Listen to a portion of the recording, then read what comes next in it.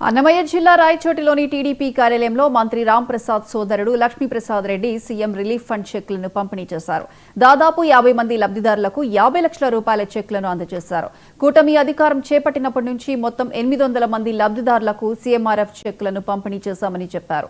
ఆ తర్వాత సీఎం చంద్రబాబుకి ప్రత్యేక కృతజ్ఞతలు తెలిపారు. రాయచోటి పట్టణంలో మన తెలుగుదేశం పార్టీ కార్యాలయంలో ఈరోజు మన సీఎం గారి యొక్క సీఎం రిలీఫ్ ఫండ్ ఇక్కడ 50 మందికి ఇవ్వడం జరిగింది. సుమారు 50 లక్షల రూపాయలు ఇవ్వడం జరిగింది. ఇది మొదటిసారి కాకుండా సుమారు గడిచిన 14 నెలల నుంచి సుమారు 800 మందికి సీఎం రిలీఫ్ ఫండ్ ఇచ్చాము.